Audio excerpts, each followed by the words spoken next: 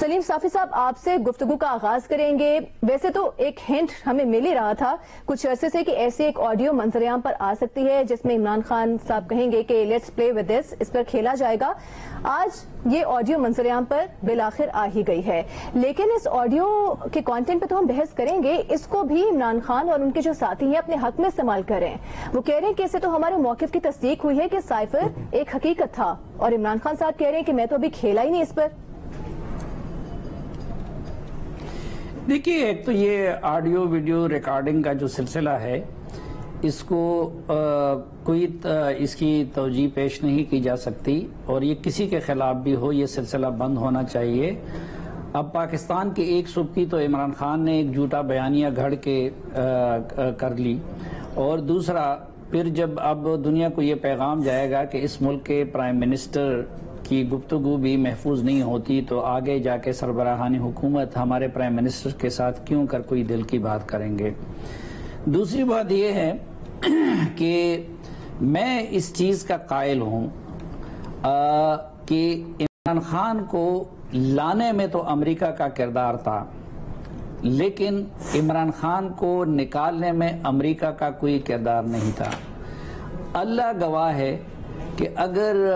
میں اللہ کو حاضر ناظر جان کے کہتا ہوں کہ اگر مجھے رتی بھر بھی پہلے دن سے کوئی شک ہوتا کہ عمران خان کی حکومت کو نکالنے میں امریکہ کا کوئی کردار ہے، تو میں ان کا سب سے بڑا حامی بن جاتا۔ اور یہ پہلے دن سے ہمیں پتا تھا کہ یہ ایک ڈرامہ ہے جو انہوں نے تشکیل دیا ہے۔ دراصل پاکستان کے مقتدر حلقوں نے ایک بہت بڑا بلنڈر کیا ہے۔ بلنڈر یہ کیا ہے کہ ایک بندہ جو بہت بڑا فنکار ہے، جو بہت بڑا ڈرامے باز ہے، جو بہت بڑا اداکار ہے،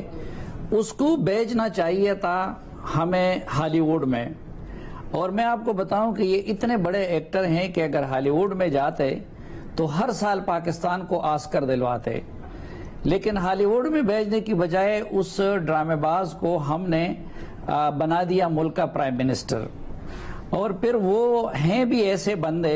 یہ میں سالوں سے عرض کر رہا ہوں کہ وہ انتہائی بروٹل اور سفاک انسان ہیں۔ ان کی سوچ ذات سے شروع ہوتی اور ذات پہ ختم ہوتی ہے، لیکن اس وقت کچھ نواز شریف اور زرداری کے انتقام میں، کچھ ان کی محبت میں ایسا کچھ کیا گیا کہ ایک تو عمران خان کو وزیر اعظم بنانے کے لیے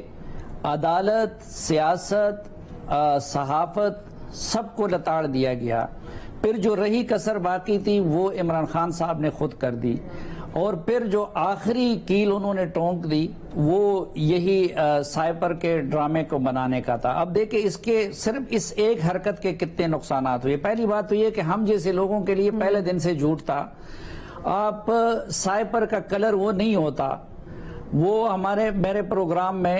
نصرت جاوید صاحب اور حامد میر صاحب جیسے ایکسپرٹ بھی یہ کہہ چکے ہیں کہ اس کا کلر کچھ اور ہوتا ہے۔ تو یہ اتنا جھوٹا ہے کہ انہوں نے دوسری کاغذ لہرا کے اس کو سائپر کا نام دیا۔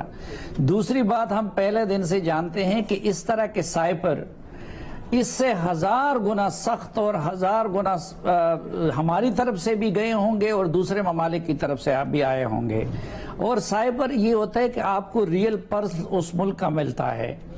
تو چین سے اس سے سخت آئے ہوں گے، سعودی عرب سے اس سے سخت آئے ہوں گے، دوست ممالک کے، کیونکہ انہوں نے تو سب کو اپنی اپنی جگہ پہ تنگ کر رکھا تھا۔ تو ایک تو اس کو اب یہ ثابت، صرف یہ چیز جو ہم پہلے سے رائے رکھتے تھے دلیل کی بنیاد پہ، وہ آج ثابت ہو گئی۔ اور ماشاءاللہ اعظم خان صاحب کو بھی میں 22-23 سال سے جانتا ہوں، وہ بھی بالکل عمران خان صاحب کی کاپی ہے، یعنی ان کی سوچ بھی عمران خان صاحب کی طرح کی ہے، جو ذات سے شروع ہوتی ہے اور ذات پہ ختم ہوتی ہے۔ لیکن اس کا نتیجہ ایک، آپ نے اس کے بعد کوئی پاکستانی ڈپلومیٹ کو دل کی بات نہیں بتائے گا، یہ نقصان کیا۔ نمبر 2، آپ نے یہ نقصان کیا کہ پوری بیرونی دنیا کو اور مغربی دنیا کو اپنے آپ سے ناراض کیا، کیونکہ اب بھٹی صاحب کا کوئی ہاتھ نہ ہو اور میں کہوں کہ جی مجھے تو یہاں سے بھٹی صاحب نے نکالا، تو یہ بھٹی صاحب بھی سوچ رہے ہوں گے کہ یار یہ کس بے وقوف لوگوں سے واسطہ پڑا ہے۔ تو وہ امریکی خود بھی سر پیٹ رہے تھے کہ یہ کیا کچھ ہو رہا ہے۔ اور پھر یہاں پہ آپ سوچے کہ پاکستان میں میڈیا کا کتنا وقت اس فضول بحث پہ ضائع کیا گیا، کتنے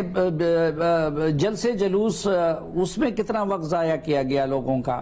اور آخر میں اب میں نے آپ کو بتا دیا کہ یہ جو لیکس کا سلسلہ شروع ہوا ہے اس کے بعد تو نہ کوئی سائے پر آئے گا، نہ کوئی سائے پر بھیجے گا، نہ آپ کے پرائم منسٹر کے ساتھ، آپ کے وزیروں کے ساتھ کوئی دل کی بات کرے گا۔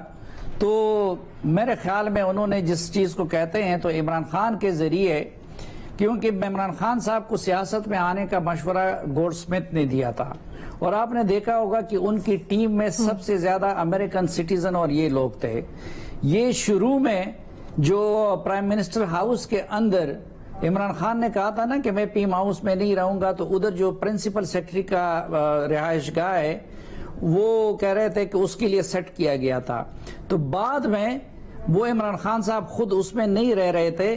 تو اس میں یہ جو بیرونی مہمان ان کے آتے تھے وہ پیم ہاؤس کے اندر ٹھہرتے تھے، یہ انیل مسرت، عارف نقوی وغیرہ، یہ اس پیم ہاؤس کے اندر وہ پرنسپل سیکرٹری کے کمرے کو ان کے لیے مختص کر دیا گیا تھا۔ تو میرے خیال میں جن قوتوں نے ان کے ذریعے جو کھلواڑ اس ملک کے ساتھ کرنا تھا وہ بھی کر لیا، اور اب ان کے ذریعے وہ آخری کام کروانا چاہتے ہیں کہ پاکستان کے مختلف اداروں کو ان کے ذریعے بلیک میل کروانا چاہتے ہیں، ان کو تقسیم کروانا چاہتے ہیں، تو اب آخری ڈیوٹی پہ وہ لگے ہوئے ہیں۔ اچھا سلیم صافی صاحب، آپ کیا سمجھتے ہیں کہ یہ کیا دور اندیشی کی کمی تھی عمران خان صاحب میں، فہم و فراست کی کمی تھی کہ انہوں نے ایسا سٹیپ لیا، اتنا بڑا رسک لے لیا، یا جانتے بوجھتے ہوئے ملک کی سلامتی، سفارتی تعلقات، ملکی معیشت کو انہوں نے داؤ پہ لگانے کی کوشش کی؟ نہیں، ان کو اپنی ذات، اپنا اختیار، اپنی شہرت اور اپنا اقتدار عزیز ہوتا ہے، اس کے لیے آپ نے دیکھا کہ وہ کچھ بھی کرنے کو تیار ہیں۔ شروع میں انہوں نے، آپ نے دیکھا نہیں، پرویز مشرف کے بوٹ پالش کیے، ان کے لیے ریفرنڈم میں ووٹ مانگے، بعد میں ان کو ضرورت پڑی تو وہ نواز شریف اور بے نظیر مرحومہ کے ساتھ جا کے اے پی سی میں بیٹھ گئے۔ پھر اس کے بعد انہوں نے خود، وہ ایک لبرل اور مغرب میں پلے بڑے، سارے ان کے ارد گرد اعظم خان اور اس طرح کے لوگ ہیں، وہ اپنی سیاسی اس کے لیے طالبان کی حمایت کرتے رہے۔ پھر یہاں پہ ان کو ضرورت پڑی کہ اسٹیبلشمنٹ کے بغیر کام نہیں ہو سکتا، تو وہ کرتے رہے۔ ان کو عارف نقوی اور اس جیسے لوگوں کی ضرورت تھی، تو پاکستان کے سب سے بڑے مافیاز کو انہوں نے اپنے گرد جمع کیا۔ یہ اس وقت سگریٹ پہ بحث ہو رہی ہے سینٹ میں، پاکستان میں سگریٹ مافیا کے جتنے لوگ ہیں سب عمران خان نے ان کو سینیٹر بنایا ہوا ہے، اور پھر قدم بوسی کی ضرورت ہوتی ہے اسٹیبلشمنٹ کی، تو وہ بھی انہوں نے اس حد تک کی کہ جس حد تک کوئی بھی نہیں کر سکتا۔ تو اب آخر میں ان کو کوئی چیز اور ہاتھ نہیں آ رہی تھی، تو انہوں نے یہ سب کچھ کر دیا، حالانکہ یہ نہیں سوچا کہ اس کی اتنی بڑی پرائس پاکستان کو ادا کرنی پڑے گی۔ وہ ایک چیز کا ان کو فائدہ ملتا ہے تو اس کا دین کو کتنا ہی نقصان ہو، آپ کے مطابق ان کے لیے عمران خان صاحب کے لیے ان کی ذات اور ان کا اقتدار ہی سب کچھ تھا، جس کے لیے انہوں نے بہت ساری چیزوں کو داؤ پہ لگایا۔